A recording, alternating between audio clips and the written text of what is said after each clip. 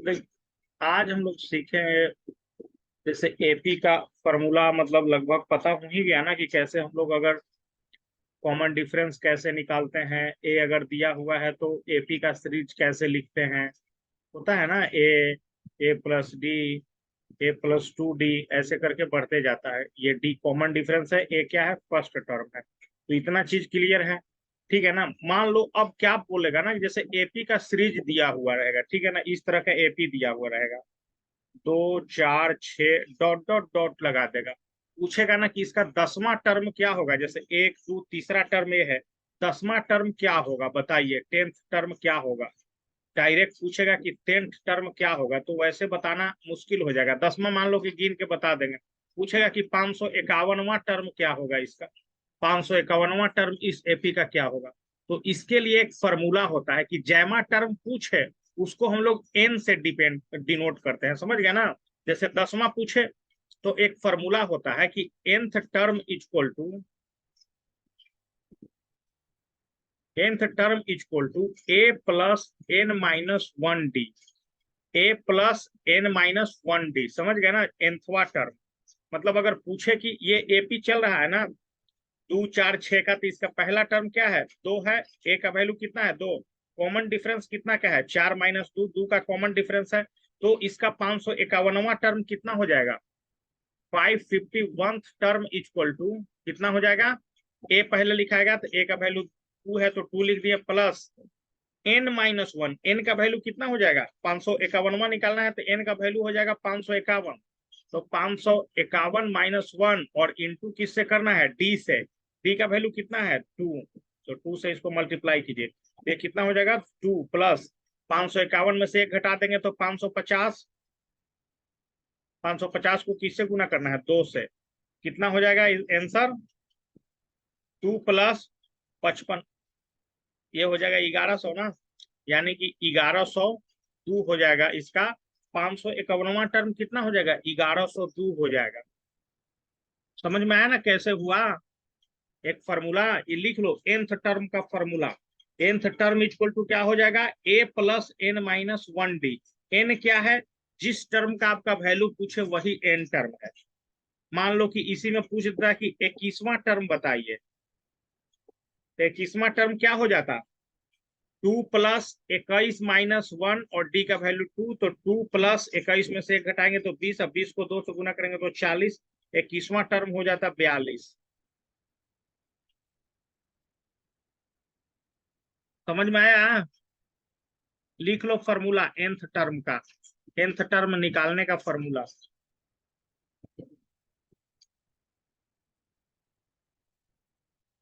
खाली फॉर्मूला लिख के और बताओ, फिर एक्सरसाइज पर चलते हैं सीधा।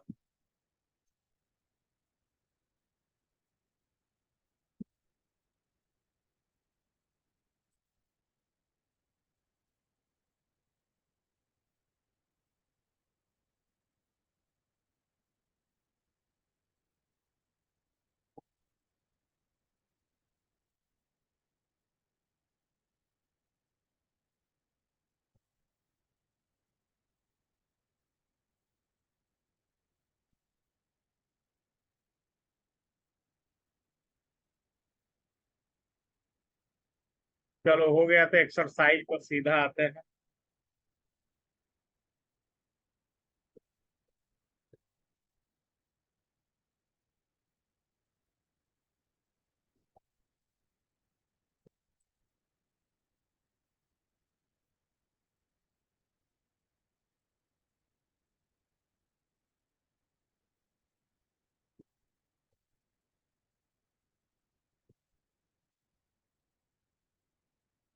देखिए, ये जो सेकेंड नंबर वाला क्वेश्चन है, choose the correct choice in the following just. समझ गया ना, मतलब ये एपी चल रहा है कितना का, 10 7 4 डॉट डॉट डॉट दिया हुआ है। इसमें पूछ रहा है कि इसका 38 टर्म क्या होगा, 30वां टर्म क्या होगा। ऑप्शन दिया हुआ है एबीसीडी, चूज करके बताना है। उसी तरह से दूसरा एपी का सीरीज क्या है, -3 -1/2, 2 डॉट डॉट डॉट। इसमें पूछ रहा है कि 11th टर्म क्या होगा। निकल जाएगा दोनों, दोनों निकाल के भेजो जल्दी। नहीं आएगा तो पूछो।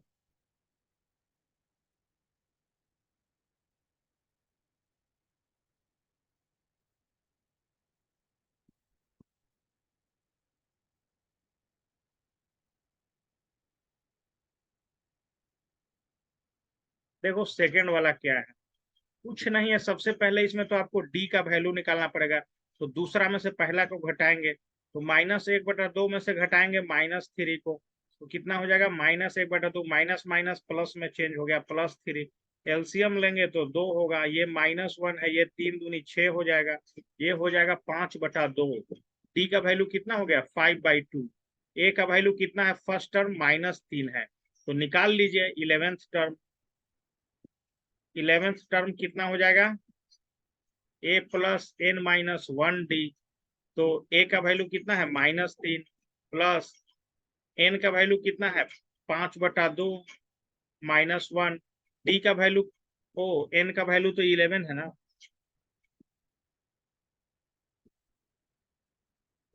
एक मिनट, इसको मिटाओ यार।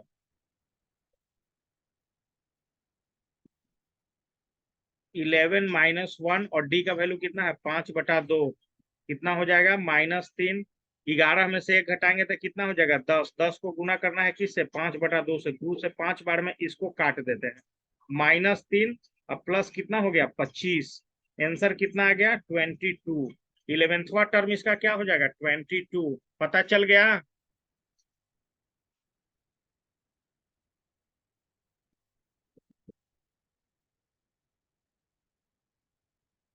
सेकंड वाला पता चल गया तो फर्स्ट वाला निकाल के बताइए जल्दी।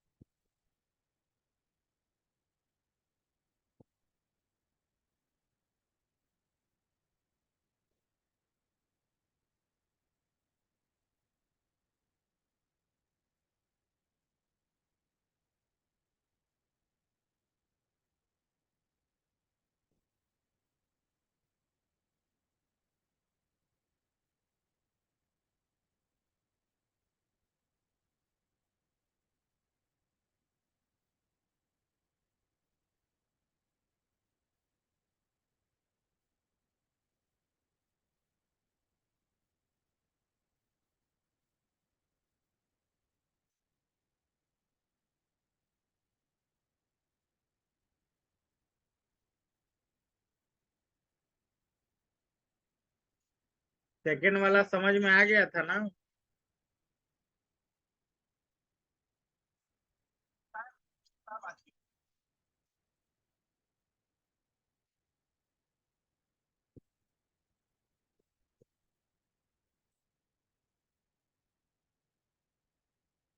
हैंड रेज है, इस कारण हम समझे कि समझ में आ गया।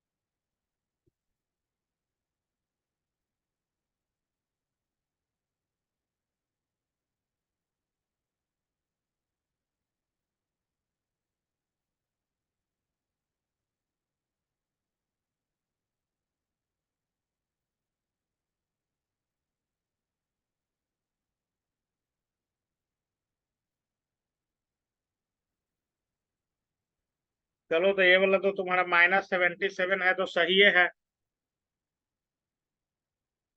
चलिए अब देखिए अगला क्वेश्चन कैसे बनेगा। जैसे कि मान लीजिए जैसे इसमें क्या दिया हुआ है, ए का वैल्यू दे दिया है 2, एन का वैल्यू दे दिया है 26, डी का वैल्यू पते नहीं है। डी का अगर वैल्यू पता लग जाता तब ना हम इसका बीच वाला टर्म यानी कि दूसरा टर्म निकाल देते, लेकिन डी का वैल्यू तो पता ही नहीं है। ठीक है, तो इस कंडीशन में क्या करेंगे, जैसे कि इस कंडीशन में देखिए क्या करेंगे। इस कंडीशन में थोड़ा दिमाग से इसको सोल्व करते हैं। देखिए क्या करेंगे, फिर से वही फॉर्मूला लिखते हैं। जैसे कि मान लो कि ये 26 इसका तीसरा टर्म है, तो 26 इक्वल टू क्या हो जाएगा, ए प्लस एन माइनस 1 डी। तो 26 इक्वल टू क्या हो गया, ए का वैल्यू कितना है 2 है, एन का वैल्यू कितना है तीसरा टर्म है तो 3 है, 3 - 1, डी का वैल्यू नहीं पता है तो डी निकाल लेते हैं। ठीक है, तो 26 इक्वल टू क्या हो गया, 2 प्लस 3 में से गया 2 डी। ठीक है ना, अब क्या हो जाएगा, इस इक्वेशन को यहाँ सोल्व करेंगे। 26 इक्वल टू 2 + 2 डी। ठीक है, 2 + 2 डी इक्वल टू 26, तो 2 डी इक्वल टू कितना हो जाएगा, 26 - 2 यानी कि 24। तो डी का वैल्यू कितना हो गया, डी का वैल्यू हो जाएगा 24/2 यानी कि 12। डी का वैल्यू कितना हो जाएगा 12। जब डी का वैल्यू 12 हो जाएगा तो इसका बीच वाला टर्म हम लोग नहीं निकाल देंगे, पहला 2 दिया हुआ है, ये गोला वाला कितना हो जाएगा, ए plus D. A plus D, a plus D का वैल्यू कितना हो जाएगा, ए का वैल्यू 2 और डी का वैल्यू अभी निकाले हैं 12, तो हो गया ये 14, गोला हो गया 14। उसके बाद 26 दिया हुआ है, तो इस तरह से निकालेंगे। ठीक ना,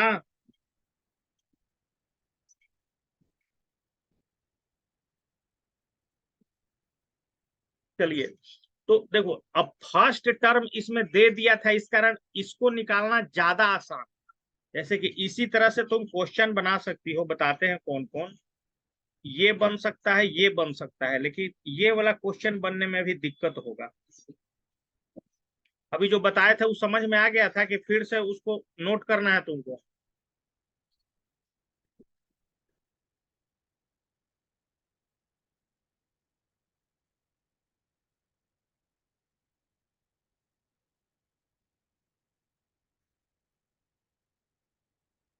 चलो नोट करो इसको,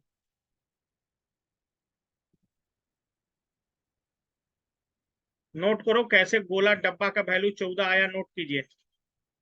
सबसे पहले डी निकालना है, और क्या, इक्वेशन सोल्व करके अलजेब्रा का।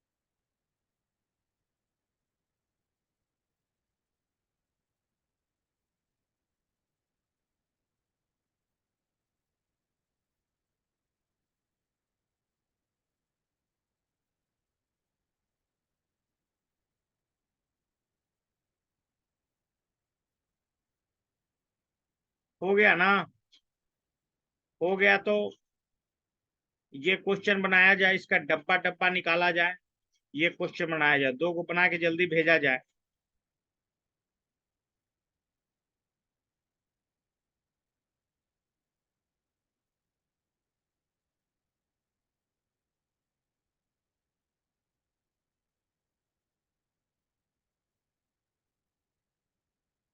अच्छा एक और शॉर्ट ट्रिक इसमें बता देते हैं। जैसे दूसरा क्वेश्चन क्या है, पहला वाला जो खाली है वो ए का वैल्यू था जो हमको निकालना है। दूसरा वाला क्या है, ए प्लस डी का वैल्यू है, कितना है 13 है। ये जो खाली है डब्बा दूसरा, तो ये a प्लस 2d है, जो कि नहीं पता है, ये भी निकालना है। ये तीसरा क्या है, a प्लस 3d का वैल्यू है 3। समझ गए, ये दोनों इक्वेशन को सोल्व कर सकते हैं ना हम लोग। ये पहला इक्वेशन, ये दूसरा इक्वेशन, दोनों को सोल्व कीजिए तो माइनस करिए, दोनों को माइनस हो गया, ये माइनस हो गया, ये माइनस हो गया, इससे ये कट गया, ये हो गया -2d इक्वल टू, ये हो गया कितना 13 में से 3 चला जाएगा तो 10। तो डी का वैल्यू कितना आ गया, -5 आ गया। डी का वैल्यू कितना आ गया, -5 आ गया। तो हमको वैल्यू किसका बताना था, ए का वैल्यू बताना था।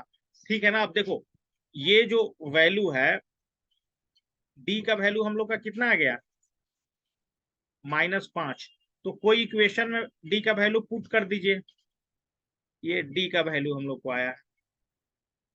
तो ए प्लस डी इक्वल टू 13 है, तो ए को ए छोड़ देते हैं, डी का वैल्यू कितना है, -5 equal to 13। A -5 equal to 13, तो ए इक्वल टू कितना हो जाएगा, 5 इधर जाके क्या हो जाएगा, ऐड हो जाएगा, तो 13 5 18। ए का वैल्यू कितना हो गया, 18। पहला टर्म कितना है, पहला टर्म 18 है, और 5 5 घटते आ रहा है। ठीक है, समझ गए ना। तो पहला टर्म 18 था, फिर 13 इसमें दिया हुआ था, फिर इसमें क्या था, फिर 5 घटा दीजिए, तो 13 में से 5 घटाएंगे कितना बचेगा, 8। तो यही निकालना था, 18 और 8, फिर 3 दिया हुआ है। तो इस मेथड से भी बना सकते हैं, जिसका दिमाग काम करेगा वो बन सकता है क्वेश्चन। मतलब जो भी दूगो तुमको दिखे ना, तो दूगो इक्वेशन बना लो, एलजेब्रा वाला इक्वेशन बना लो। ये क्वेश्चन समझ में आया क्या।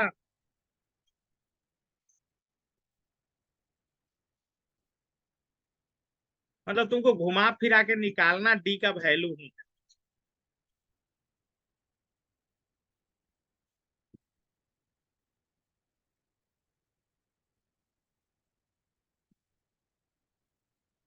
ये वाला समझ में आ गया।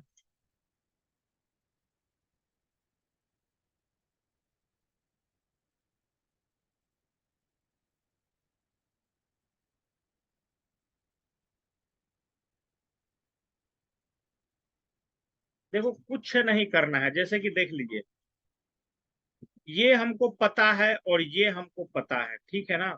तो इसका वैल्यू निकालिए ना। जैसे पहला टर्म क्या होता है, हम लोग एपी का पहला टर्म ए होता है, दूसरा टर्म ए प्लस 2d होता है, तीसरा टर्म ए प्लस 3d होता है, चौथा टर्म ए प्लस 4d होता है ना, इसी तरह बढ़ता है ना। एक चीज छूट गया है, ए प्लस डी वाला छूट गया है, ए प्लस डी वाला छूट गया है। ये ऐसे ही एपी का टर्म होता है ना। ये चीज तो क्लियर है तुमको, समझ में आया कि नहीं। जैसे हम लोग वो वाला फॉर्मूला का यूज क्यों कर रहे थे, nth टर्म निकालने के लिए कर रहे थे, a plus n minus 1d का। लेकिन अगर चौथा टर्म और पांचवा टर्म अगर खाली निकालना पूछे, तो हम तो इसको भी यूज करके तो निकाल दे सकते हैं। जैसे कि ये वाला देखिए, इसमें क्या है, पहला टर्म तो दिया ही हुआ है -4। अब क्या है, ये दूसरा है, ये तीसरा है, ये चौथा है, ये पांचवा, ये छठा टर्म है। तो छठा टर्म क्या होगा, छठा टर्म होगा a प्लस 5d। कोई का मतलब इसमें कोई भी अगर एपी सीरीज का तुमको पूछे ना, मान लो कि तुमको पूछे कि तीसरा टर्म बताइए, थर्ड टर्म बताइए, तो क्या लिखेंगे, ए लिखेंगे, और क्या करेंगे ना कि डी वाला में से एक कम करके 2d, ए प्लस 2d इसका तीसरा टर्म होगा। कोई पूछे कि नौवां टर्म बताइए, नाइन्थ टर्म, तो क्या इसका आंसर हो जाएगा, ए प्लस 8d।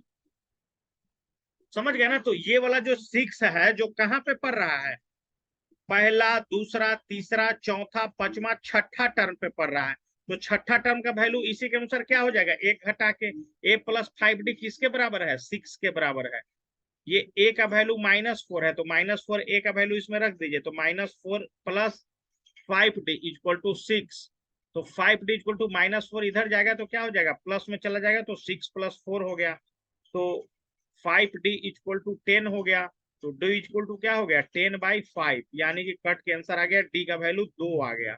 अब डी का वैल्यू आ गया 2, तो हम इसका दूसरा टर्म, तीसरा टर्म, चौथा टर्म, पांचवा टर्म सब निकाल सकते हैं। डी का वैल्यू तक समझ में आया, कैसे हम निकालें, कि ये भी समझ में नहीं आया।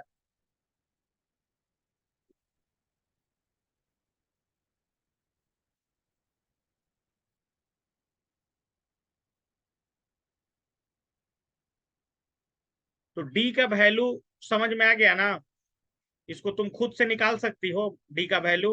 कुछ नहीं किए हैं हम, ए इक्वल टू -4 क्वेश्चन में दिया है पहला टर्म, और जो छठा टर्म दिया है उसका वैल्यू एक्चुअल में होता क्या है, छठा टर्म a + 5d होता है, तो वही a + 5d इक्वल टू 6 लिख दिए हैं। ए का वैल्यू ये वाला पहला इक्वेशन माने हैं तो उससे पुट कर दिए हैं इसमें, और डी का वैल्यू निकाल लिए हैं 2। तो जब डी का वैल्यू हम लोग निकाल ही लेंगे तो फिर दूसरा टर्म नहीं बता सकते हैं, सेकेंड टर्म कितना हो जाएगा, a + d होता है। ए का वैल्यू कितना दिया है -4, डी का वैल्यू कितना है 2, ये हो जाएगा -2। तो ये डब्बा में क्या भराएगा, ये डब्बा में -2 भराएगा। फिर ये तीसरा टर्म, थर्ड क्या हो जाएगा, a + 2d होता है। ए का वैल्यू कितना है -4 और 2d, यानी कि 2 दूनी 4, ये कट जाएगा, ये डब्बा में 0 भराएगा। फिर चौथा टर्म, तो फोर्थ वाला क्या हो जाएगा, a + 3d हो जाएगा। ए का वैल्यू कितना है -4 है, और 3 दूनी क्या हो जाएगा 6, तो ये हो जाएगा 2, तो ये डब्बा में 2 भराएगा। फिर ये डब्बा में 4 भराएगा। तो ये क्लियर हुआ कैसे बनेगा question.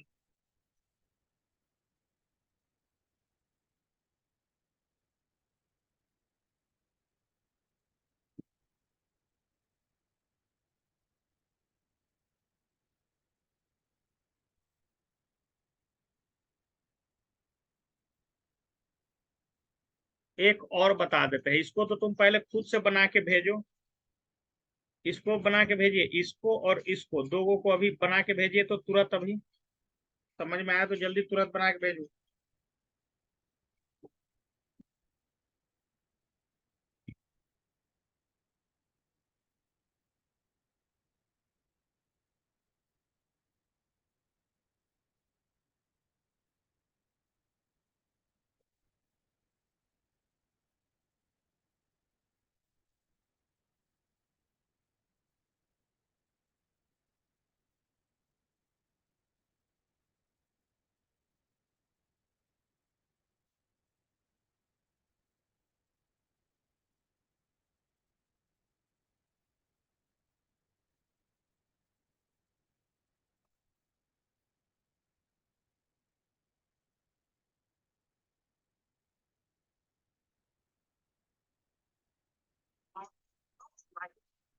So that brings us to the second statement.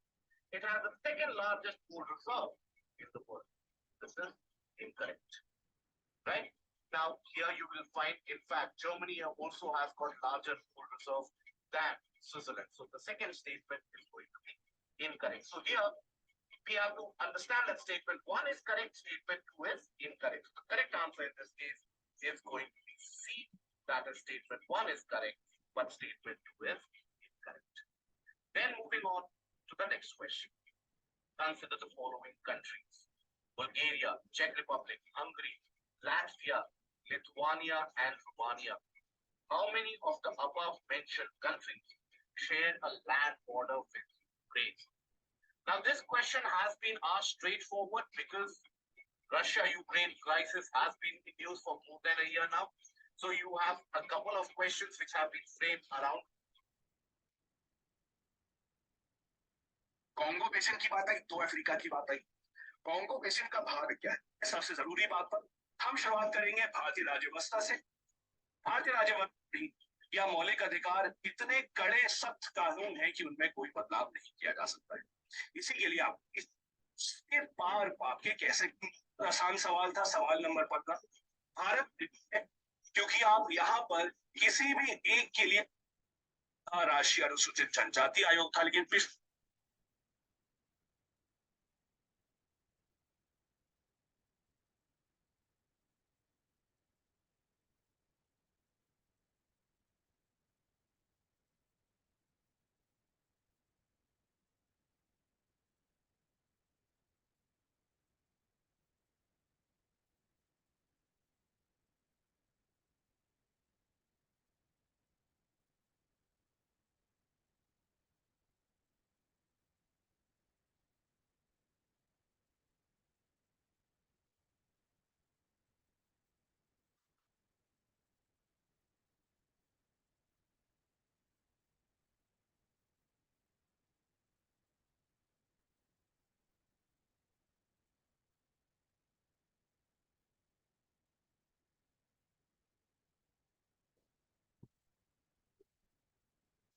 बहुत cheap। चलो, जाना बन जाता वो इसको खिलौना है।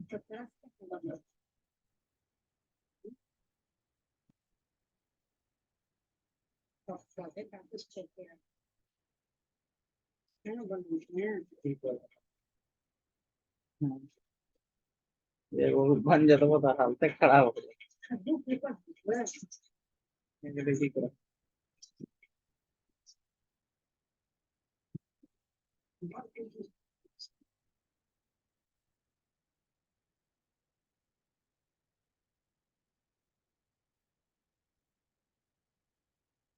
ये वो भी कोई बना देल ना तो हम जान गेली एक क्वेश्चन भी।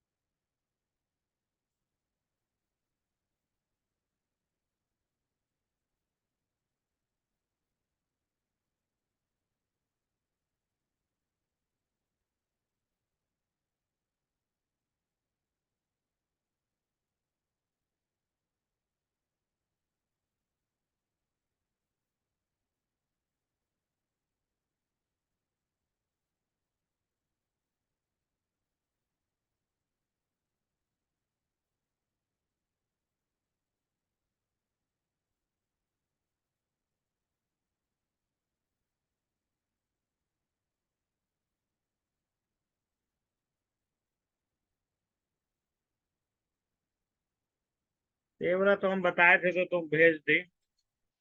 देखो अब कुछ इसका फॉर्मूला देख लो तुम। ये तो दिमाग का थोड़ा प्रैक्टिस हो गया। ठीक है। मान लीजिए कि यहाँ पे आपको ये दिया हुआ है, लास्ट टर्म क्या दिया हुआ है 78। तो 78 इक्वल टू क्या लिखिएगा, ए प्लस एन माइनस 1 डी। यही ना लिखोगे। समझ गए। ए का वैल्यू कितना है 3। डी का वैल्यू कितना है 8 - 3 5। तो 78 इक्वल टू क्या हो गया, ए का वैल्यू 3 प्लस n - 1 और डी का वैल्यू कितना है 5।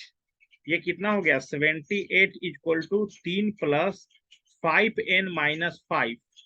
ठीक है, ये कितना हो गया 78 -5 है, इधर आएगा तो +5 हो जाएगा। ये यहाँ पे प्लस में है, इधर जाएगा तो माइनस में हो जाएगा, इक्वल टू 5n। ठीक है। अब इसको सोल्व कीजिए। तो 78 में से क्या करना है, 78 में 5 जोड़ना है, फिर 3 घटाना है, तो ये टोटल कितना हो रहा है, टोटल ये 80 हो रहा है। 80 इक्वल टू 5n। तो n का वैल्यू कितना हो गया 16 हो गया। तो 78 इसका कौन सा टर्म है, 78 इसका कौन सा टर्म है, 16वां टर्म है, 16th टर्म।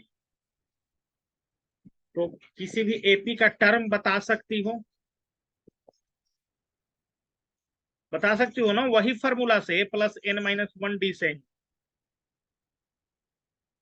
n का वैल्यू बता सकती हो ना।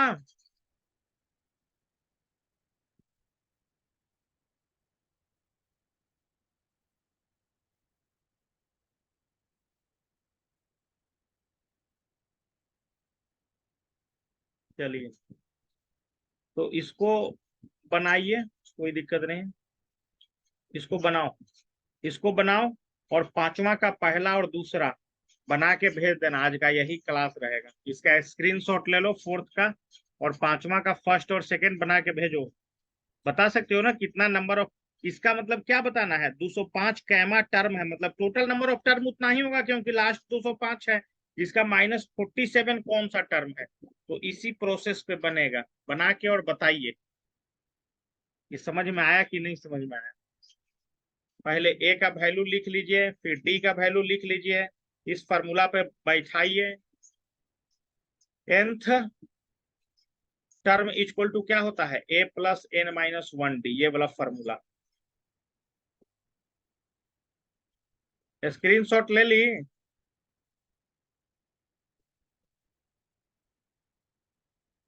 पांचवा का फर्स्ट सेकंड बना के भेजो। आज का क्लास यहीं तक रहेगा, बाकी क्वेश्चन करवाया जाएगा, एक एक क्वेश्चन एनसीईआरटी का, तो एक एक क्वेश्चन कराया जाएगा। इसको मिटाते हैं। पूर्वक लड़का डेली शादी विवाह में चल जा रहा है ना, बहुत दिक्कत हो जाएगा उसका।